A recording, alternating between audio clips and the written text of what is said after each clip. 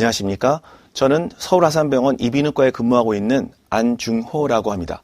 이번 영상에서는 노화성 난청의 진단과 치료, 그리고 예방에 대해서 말씀드리도록 하겠습니다. 이번 영상에서 강의드릴 내용은 첫 번째, 노화성 난청의 특징과 진단, 그리고 노화성 난청의 치료 및 예방에 대해서 말씀드리겠습니다. 먼저 노화성 난청의 특징과 진단입니다. 노화성 난청이란 대한이비인후과 교과서에 나온 대로 연령의 증가로 인해 발생하는 퇴행성 변화에 의한 청력 감소를 의미합니다. 기준은 양쪽 귀에서 대칭적인 형태의 난청이 발생하고 외상, 이독성 약물, 귀의 질환, 소음 노출, 귀 수술 등의 과거력이 없는 경우입니다. 그리고 뭐니 해도 검사 결과에 신뢰성이 있어야 하고 65세 이상의 연령, 그리고 유전성을 배제하기 위해서 가족력이 없는 경우를 의미합니다. 노화성 난청의 진행에 따른 변화를 말씀드리겠습니다. 여기서 보시는 세로축은 들려드리는 소리가 점점 숫자가 커질수록 커진 것을 의미하고, 아래쪽은 낮은 소리부터 점점 높은 고음으로 가는 것을 의미합니다. 보통 사람들은 중간 정도 크기의 소리에 다양한 정도의 주파수로 대화를 합니다. 그렇지만 새가 지저귀는 소리는 상대적으로 작고 높은 주파수고, 오토바이 소리 같은 경우에는 크고 낮은 주파수겠죠. 만약 노화성 난청이 생긴다면은 보시는 것처럼 사람들이 주로 대화하는 영역부터 많이 손상을 입게 돼서 그만큼 대화하고 사람들과 어울리는데 괴로움을 겪게 됩니다. 노화성 난청의 증상 및 특징에 대해서 말씀드리면, 우선 아까 말씀드렸듯이 스, 트, 트, 프 같은 고주파수 영역의 소리를 이해하기 어렵습니다. 예를 들어서 밥 먹으라고 불렀는데 이게 밥인지 밤인지를 헷갈려서 자꾸 되묻게 되죠. 또한 나는 잘 듣는데 저기 구석에 앉은 사람이 말할 때는 좀 중얼중얼거려서 잘 안 들린다고 불평을 하게 됩니다. 또한 가족들과 텔레비전을 볼 때 텔레비전 볼륨을 너무 크게 하거나 귀를 갖다 대고 구부리며 얼굴이 심각하고 긴장되게 되죠. 자꾸만 반복해서 되묻고 질문을 했는데 부적절한 답변을 하는 경우도 많게 됩니다. 이명이 들리거나 평상시보다 말소리가 커서 특히 조용한 장소에서 대화를 할 때 불편을 느낄 경우가 있습니다. 주변 사람들과 관계에서 주변 사람들의 목소리를 정확하게 못 듣기 때문에 불안정하고 적대시하거나 심한 경우 우울증을 겪게 되는 경우도 있습니다. 그렇다면 여기서 노화성 난청은 얼마나 많이 발생할까요? 각 나라별로 유병률을 보았는데, 미국 같은 경우에 70세 이상의 26.3%에서, 영국은 60세 이상에서 31%, 타이완은 65세 이상에서 31.7%의 노화성 난청의 유병률을 보입니다. 우리나라는 65세 이상을 기준으로 했을 때 다른 나라들과 비슷하게 25.9%의 노화성 난청을 보이고 있습니다. 노화성 난청이란 결국 나이가 들면 점점 더 심해지겠죠. 2010년 미국에서 발표된 연구인데 3,753명의 정상 청력을 가진 50세 이상의 인구에서 10년 동안 추적 관찰을 했을 때 10년이 지난 다음에 난청이 발생할 확률은 37.2%로 알려져 있습니다. 그렇다면 노화성 난청은 왜 생길까요? 우선 태어날 때부터 노화가 빨리 진행되는 유전자들이 있습니다. 그래서 유전자의 변화도 중요하고, 내가 큰 소음을 듣거나 외상에 의해서 유전자가 손상되거나 또는 나쁜 유해 물질이 귀 안에 축적돼서 난청이 오기도 합니다. 청각을 담당하는 세포 내 소기관이 변성이 오거나 또는 산화작용, 그리고 특히 여성 같은 경우에는 호르몬의 변화가 급격히 겪으면서 노화성 난청이 진행하는 경우도 많습니다. 그렇다면 이러한 난청이 우리 건강에 어떤 영향을 미칠까요? 굉장히 다양한 정도로 문제를 일으키는데, 남자가 아무래도 큰 소음이나 특히 우리나라 같은 경우에는 병역 의무를 지면서 사격 등의 훈련에 의해서 소음에 노출되는 경우가 많기 때문에 난청이 더 흔합니다. 당뇨병의 경우에는 신경에 문제를 일으키기 때문에 청각신경 역시 문제가 돼서 당뇨 환자에서 그렇지 않은 분보다 2배 이상 난청의 빈도가 높고요. 난청 환자가 병원 입원율이 높고 사망률 역시 높아진다고 보고되고 있습니다. 신장 기능, 우리 알다시피 콩팥의 모양은 귀의 모양하고 좀 유사하죠. 그래서 그런지 콩팥에 문제가 있는 유전성 질환에서 많은 난청을 보고하기도 하고 신장 기능이 안 좋은 환자들도 혈액순환이 나빠져서 난청의 빈도가 올라가는 것으로 알려져 있습니다. 심혈관 질환이 증가하는 경우도 많고 난청은 뭐니 해도 스트레스를 받기 때문에 사람들과 격리돼서 우울증을 호소하고 흡연은 만병의 근원이죠. 흡연 역시 난청을 일으킬 가능성이 70% 됩니다. 난청이 이루어지면 다시 말씀드리겠지만 알츠하이머나 치매를 일으킬 가능성이 높아지고 난청 환자가 그렇지 않은 환자들보다 넘어질 가능성 역시 많이 올라가는 것으로 알려져 있습니다. 그렇다면 노화성 난청을 어떻게 조기에 진단할 수 있을까요? 이러한 표가 있습니다. 1번부터 10번까지 듣는 것에 대해서 문제가 있을 경우에 항상, 가끔씩, 아니요로 전체 10문항의 만점이 40점이죠. 이 점수를 합쳐서 10점 이상인 경우 50%에서 노화성 난청 진단이 가능한 것으로 알려져 있습니다. 나중에 이 표를 가지고 본인의 노화성 난청 지수를 측정해 보셔도 좋을 것 같습니다. 여기 굉장히 중요한 연구가 있습니다. 36세부터 90세까지 639명의 환자가 참여한 대규모 연구인데 평균 11.9년 동안의 관찰 기간 동안 639명 중 58명의 환자에서 치매가 그리고 37명의 환자에서 알츠하이머 진단을 받았습니다.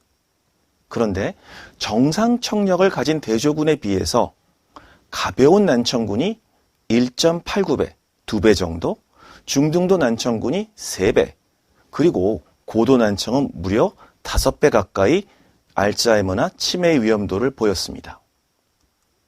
그래서 교정이 가능하다면 적극적인 청능 재활이 중요한 것을 강조하였습니다. 이 표를 다시 보여드리면 평균 청력도가 점점 점수가 커질수록, 이 말은 점점 청력이 나빠질수록을 의미하는 거고 치매 위험도가 점점 올라갑니다.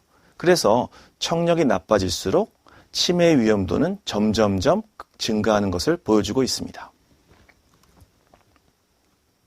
그렇다면 이제 난청을 진단하고 난청의 위험도에 대해서 알았으니까 이런 노화성 난청을 어떻게 치료하고 예방하는지 중요하겠죠. 지금부터 말씀드리겠습니다. 다양한 종류의 난청이 있습니다. 이러한 난청의 치료는 그 진단에 따라서 원인에 맞는 치료를 하게 됩니다. 예를 들어서 돌발성 난청처럼 갑자기 청력이 떨어지는 경우는 스테로이드, 혈액순환제, 비타민, 허브 등을 복용하실 수 있고 만약에 귀에 물이 차서 또는 고름이 차서 고막이 없어서 생기는 중이염인 경우에는 중이환기관 삽입술이나 이소골 성형술, 이경화증 수술을 하게 됩니다. 그렇지만 치료 후에도 여전히 청력 개선이 안 되는 분들이 계시죠. 그런 경우엔 적극적으로 청각 재활을 시행하는데 대표적으로 보청기를 쓰거나 심한 경우에는 인공와우 이식을 시행하기도 합니다. 노화성 난청의 치료는 안타깝게도 아직까지 이미 손상된 청력을 회복할 수 있는 방법은 없습니다. 그렇기 때문에 예방을 하고 이것을 조기 진단해서 더 일어나지 않게 진행하지 않도록 하는 것이 중요하고요.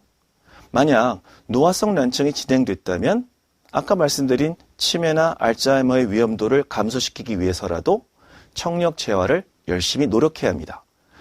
주변 소음이 시끄러우면 잘 못 들을 수 있으니까 가급적이면 주변 소음을 감소시키거나 아니면 적극적으로 대화하는 사람들의 입술을 읽기 등 의사소통 교육을 하시는 게 중요하고요. 보청기나 중이이식, 인공와우 등의 듣기 훈련을 위한 청각 재활 수술을 할 수도 있습니다. 노화성 난청을 예방하기 위해서는 뭐니 해도 과도한 소음의 노출을 예방해야겠죠. 예를 들어서 친구들과 오래간만에 노래방에 갔는데 너무 큰 소리가 들려서 스피커 옆에서 노래를 부르다가 귀가 나빠져서 병원에 오시는 분들도 자주 계십니다. 그래서 너무 큰 소음에 예방하는 것이 중요하고요.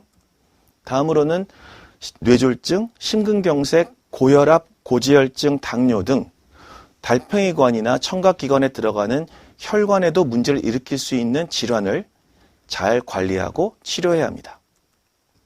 식습관이 중요하겠죠. 너무 고지방식이를 드시는 것은 다른 부분의 건강을 위해서라도 삼가하는 게 좋고, 칼로리는 가급적 많지 않게 드시는 것이 좋습니다. 필요하다면 요즘 많이 소개되고 있는 항산화제의 섭취도 좋습니다. 또한 아스피린이나 혈액순환제 같이 내 달팽이관이나 내 몸의 혈액순환을 도와주는 약도 좋습니다. 그렇지만 귀를 아낀다고 무조건 조용히 지내시는 것은 도움이 안 되고요. 오히려 적절한, 내가 즐겁게 지낼 수 있는 적절한 소음은 노화성 난청을 오히려 예방할 수 있습니다. 그래서 저희는 항상 많은 사람들과 어울려 지낼 것을 권유드리는 것입니다. 청각장애를 진단할 수 있습니다. 예를 들어서 가장 낮은 6급인 경우 한쪽 귀의 손실이 80dB 이상, 다른 귀의 손실이 40dB 이상인 경우 가장 낮은 청각장애 등급인 6등급을 받을 수 있고, 두 귀 모두 일반적인 보청기로는 잘 들을 수 없는 정도인 경우엔 2급 장애를 줍니다. 그래서 3급과 2급은 심한 장애로 분류가 되고 4급부터 그 이하는 심하지 않은 장애로 분류됩니다. 보청기가 도움이 안 돼서 인공호흡 수술을 나라에서 지원받을 수 있는 청력은 4급 이로 두 귀의 청력 소실이 평균 70dB 이상인 경우가 해당됩니다. 그렇지만 이 모든 경우에 있어서 모든 청각장애 환자에서 한 귀의 급여 보청기를 5년마다 처방해드리고 있습니다. 그렇기 때문에 내가 청력이 나쁜 것을 아신다면 가까운 병원을 찾아가서 적극적인 청력 검사와 장애에 해당된다면 장애 신청을 하실 것을 당부드립니다. 여기 재미있는 연구가 있습니다. 좀 전에 제가 청력이 나쁜 분들이 그렇지 않은 분들보다 치매나 알츠하이머의 위험이 높다고 말씀드렸죠. 그러면 그런 분들이 적극적으로 보청기 등의 청각 제어를 한다면 어떻게 될까요? 영국에서 나온 연구인데 영국 전역에서 43만 7,704명을 대상으로 보았습니다. 난청이 있는 경우 치매로 진행할 위험도는 전체에서 29.6%로 보고되었는데, 중요한 것은 난청이 있으나 보청기를 착용하길 거부한 성인에서 정상 청력인에 비해 1.42배 높게 치매가 발생했지만 적극적으로 보청기를 착용한 성인은 정상 청력인과 차이가 없습니다.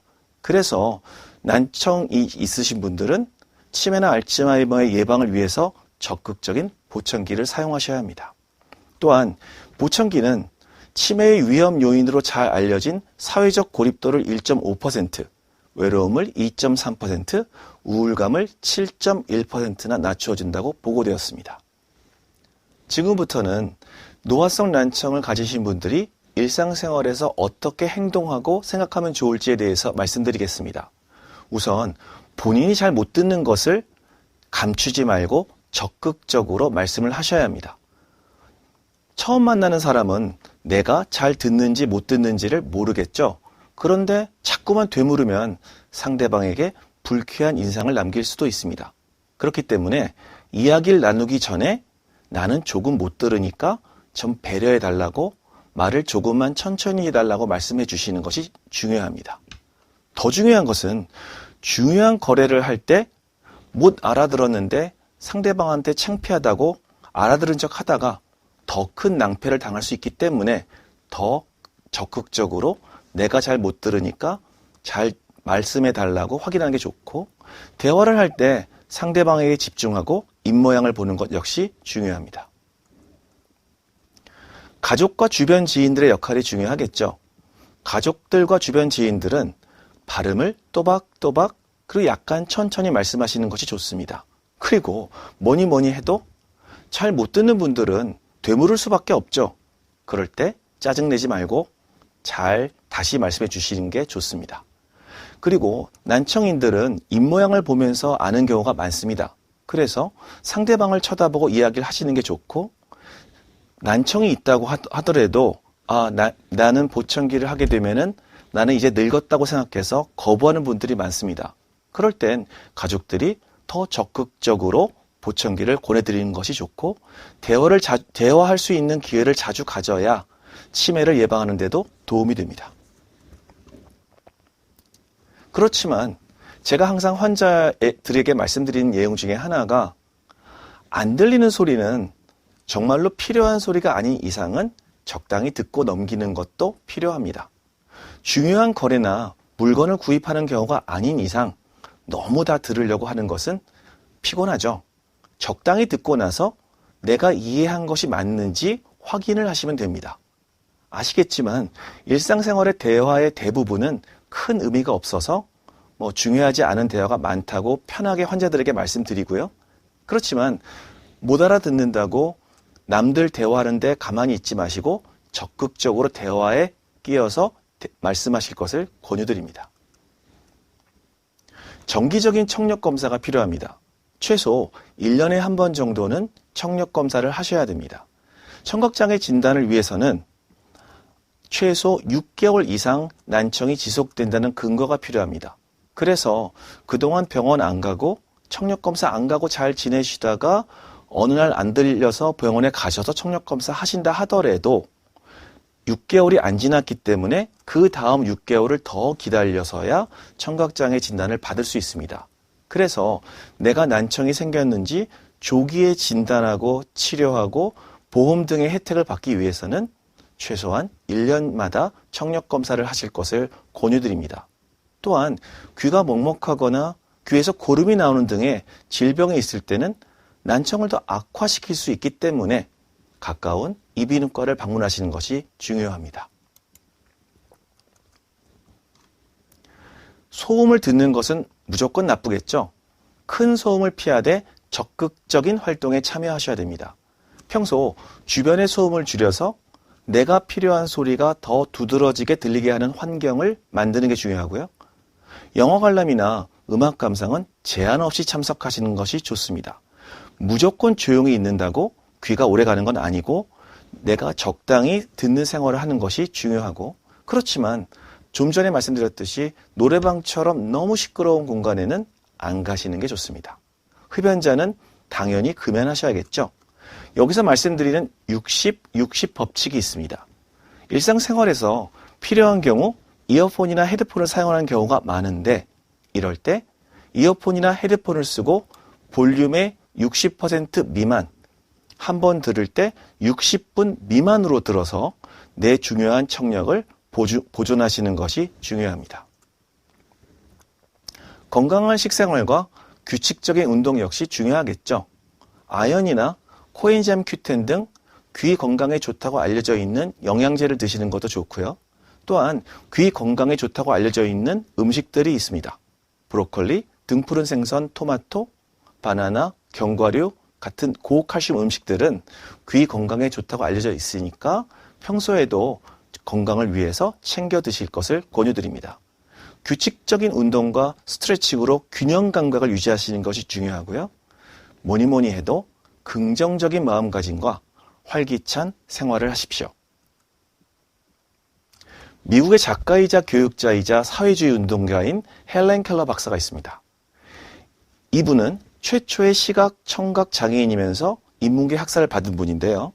이분이 남긴 말 중에 보이지 않는 것은 사물과의 단절이지만 들리지 않는 것은 사람과의 단절이라고 말씀하셨습니다. 그만큼 우리에게 듣는 것은 사람과 사람 사이를 이어주는 중요한 역할을 하기 때문에 여러분들이 사랑하는 가족들 그리고 좋은 친구들과 오래오래 좋은 대화를 나누면서 편하게 지냈으면 좋겠습니다.